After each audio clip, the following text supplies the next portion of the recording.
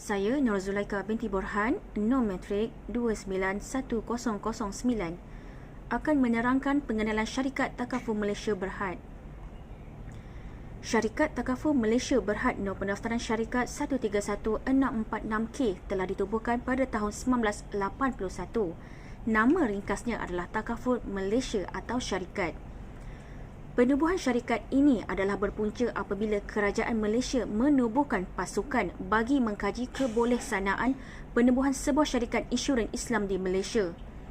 Takaful Malaysia secara rasmi telah beroperasi pada 22 Julai 1985. Pada 19 Oktober 1995, setelah hampir satu dekad beroperasi, status syarikat telah dijadikan sebuah syarikat awam.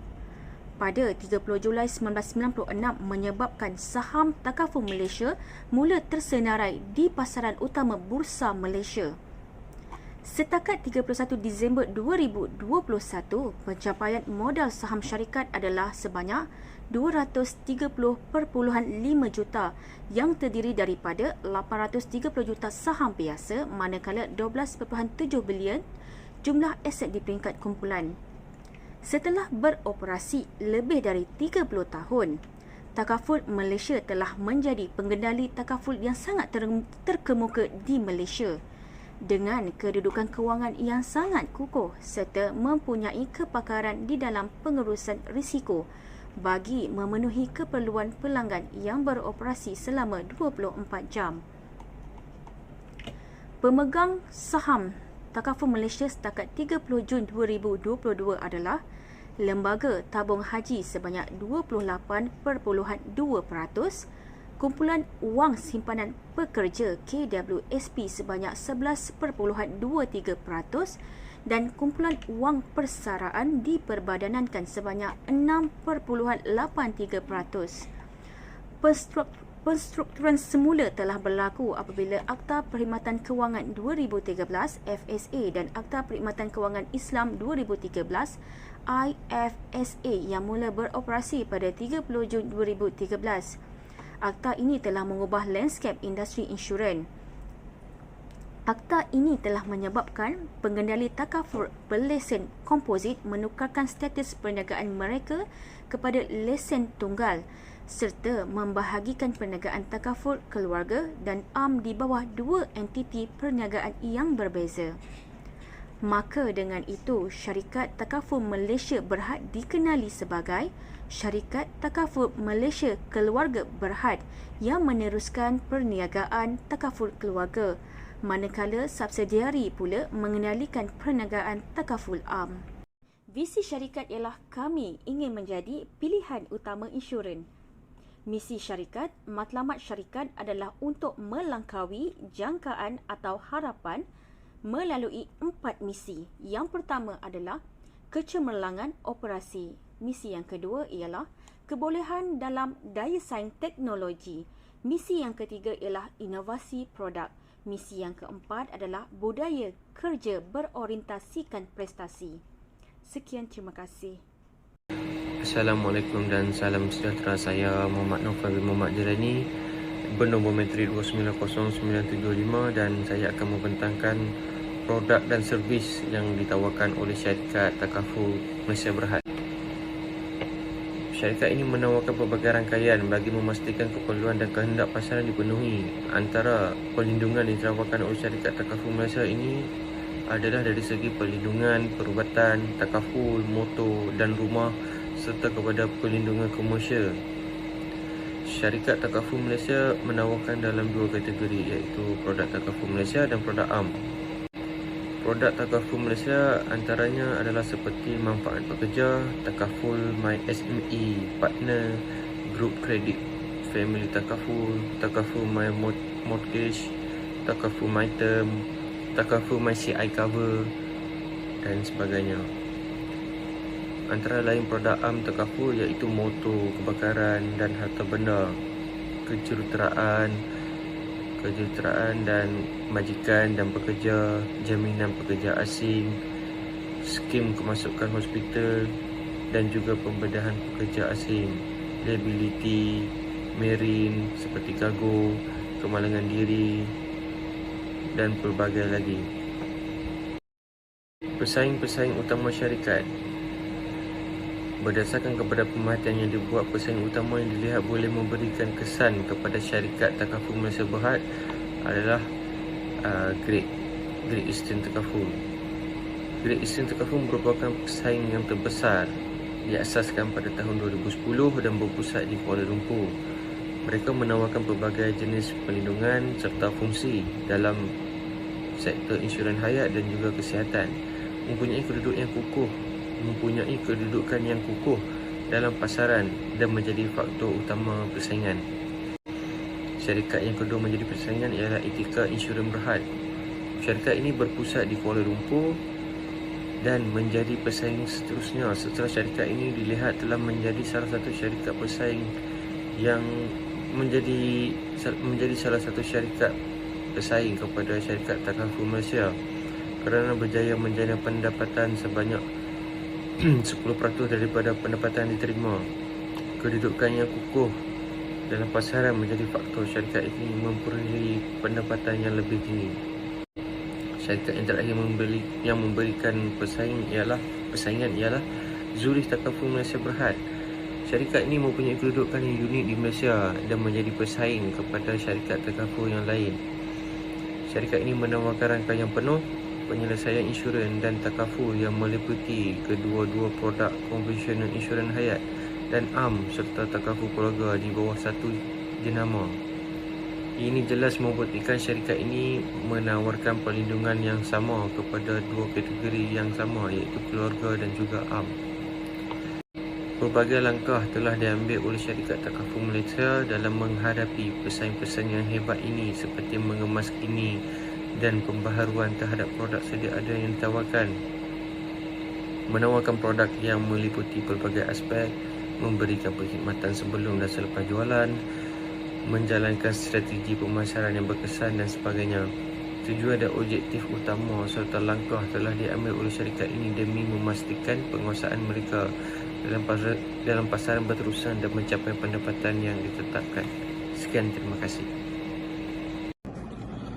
Assalamualaikum dan selamat sejahtera. Nama saya Muhammad Adi Ashraf bin Abdul Rahim, nombor metrik 290979, dan saya akan membentangkan isu terkini syarikat takaful Malaysia.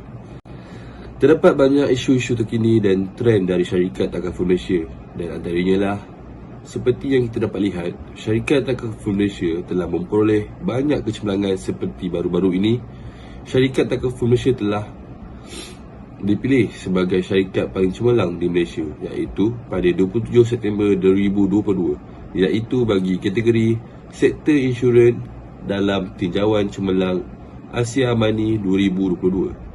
Selain itu, takaful Malaysia mengharapkan program voucher perlindungan tenang dapat diteruskan. Di seterusnya, kita dapat lihat bahawa pihak syarikat mahu meneruskan bantuan bagi peningkatan kadar penembusan industri takaful di negara ini. Seterusnya, pada 26 September 2022, Takaful Malaysia dan Media Prima telah bekerjasama dalam meningkat kesedaran produk takaful. Dengan kerjasama ini, ia akan sedikit sebanyak membantu dalam mengembangkan lagi kepentingan takaful kepada semua orang melalui pelbagai media masa. Di samping itu, pihak takaful juga telah membuat satu iklan di laman YouTube yang bertemakan semangat kebersamaan, iaitu Leman Loudspeaker, yang menceritakan tentang jiran tetangganya kepada jirannya yang baharu. Justru, jelaslah bahawa selain menarik minat dan meningkat kesedaran ramai tentang takaful, syarikat takaful Malaysia juga prihatin dalam kehidupan harmoni dan bersatu padu dalam kalangan masyarakat. Daripada itu, takaful Malaysia telah mencatat pendapatan operasi sebanyak 831.9 juta. Ia sekaligus menjadikan syarikat takaful pertama di Malaysia yang dicatatkan bagi suku kedua berakhir 30 Jun 2022.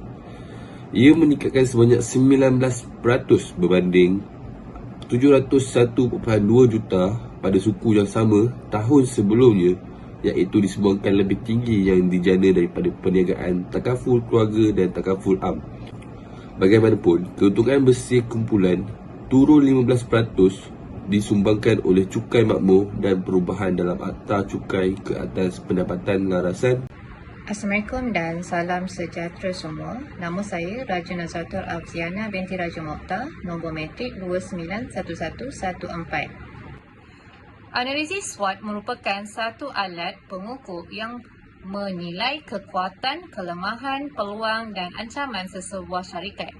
Dalam kata lain, analisis SWOT adalah penilaian faktor dalaman dan luaran sesebuah syarikat di mana alat penilaian ini seterusnya dapat membantu pihak syarikat dalam aktiviti merancang dan membuat keputusan yang wajar bagi menjamin kelangsungan syarikatnya di pasaran yang ditembuskan oleh pihaknya. Sebagai salah satu syarikat insurans yang terkenal di Malaysia adalah Syarikat Insurans Takaful. Syarikat ini juga menggunakan alat SWOT ini untuk mendalamkan lagi fahaman pihak dalaman terhadap faktor dalaman dan faktor luaran syarikat. Kekuatan merupakan kelebihan organisasi membawa sesebuah syarikat dengan baik dan maju di mana organisasi tersebut dapat menghasilkan perbezaan dengan pesaing dari segi penghasilan sesuatu produk atau perkhidmatan. Antaranya adalah patuh syariah. Jika hendak dibandingkan antara takaful dan juga insurans konvensional, sudah pasti takaful adalah patuh syariah tanpa unsur gara, judi dan riba. Oleh itu, takaful dapat memberi jaminan perlindungan keuangan kepada pemiliknya. Syariah. Jika hendak dibandingkan antara takaful dan juga insurans konvensional, sudah pasti takaful adalah patuh syariah tanpa unsur garar, judi dan riba. Oleh itu, takaful dapat memberi jaminan perlindungan keuangan kepada pemiliknya iaitu mengikut garis panduan yang telah ditetapkan oleh syarak. Sudah pasti anda mahu melakukan sesuatu yang manfaat untuk anda. Sia-sia saja melakukan sesuatu yang tidak diredai Allah. Secara ringkasnya, sistem takaful, skim perlindungan yang disediakan adalah berbentuk perlindungan bersama di kalangan penjarum. Mendapat manfaat daripada hasil caruman. Keluarga pencarum takaful tidak perlu khawatir tentang takaful pencarum jika pencarum tersebut meninggal dunia. Hal ini kerana waris atau keluarga pencarum akan mendapat manfaat dari hasil caruman. Apabila skim perlindungan takaful itu sudah matang, maka pihak keluarga akan mendapat semua ansuran caruman takaful yang dibayar. Apabila si mati mempunyai hutang, ahli keluarga juga dapat menyelesaikan hutang itu dengan membayar menggunakan wang takaful yang diterima. Apabila seorang itu meninggal dunia, semua hutang si mati perlu diselesaikan kerana orang yang berhutang akan tergantung antara langit dan bumi. Jadi, dengan adanya takaful ini, kuranglah sedikit beban pihak keluarga hendak menyelesaikan hutang si pencarum tersebut. Penaja pendidikan anak-anak. Siapa sahaja yang tidak mahu melihat anak-anak melanjutkan pelajaran ke peringkat tertinggi, sudah pasti anda mahukan anak anda dapat pendidikan yang tinggi. Walau bagaimanapun, terdapat juga kita dengar para pelajar terpaksa menanggung hutang di usia yang muda kerana tidak cukup wang untuk menampung perbelanjaan. Dengan adanya takaful, anda tidak perlu risau kerana takaful membolehkan anda menyimpan secara tetap dan berdisiplin untuk dana pendidikan anak di samping memberi perlindungan kepada anak-anak anda. Bayaran caruman secara berkala. Dalam takaful keluarga, bayaran yang dikenakan adalah bayaran caruman secara berkala. Pemilik takaful diberi pilihan sama ada mahu membayar secara bulanan, suku tahunan, setengah tahunan atau tahunan dengan kadar minimum yang telah ditetapkan oleh pengendali takaful. Kelemahan. Kekurangan pendedahan terhadap sistem takaful. Takaful mula diperkenalkan pada tahun 1985 di Malaysia dengan penubuhan Syarikat Takaful Malaysia Sendirian Berhad STM. Walau bagaimanapun, masih ramai terutama umat Islam kurang terdedah walaupun sistem telah diperkenalkan.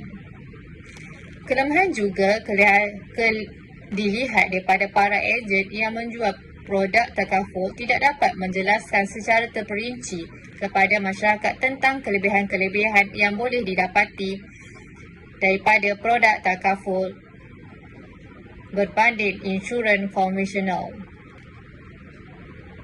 Dengan ini, pihak takaful haruslah memberikan latihan secukupnya kepada para ejen takaful yang mereka lantik agar berkebolehan dan mampu menarik minat lebih ramai untuk menyertai takaful, terutama umat Islam agar beralih ke insurans takaful. Persaingan kurang sihat antara syarikat pengendali takaful. Juga antara kelemahan lain yang sering dihadapi adalah persaingan antara ejen-ejen takaful.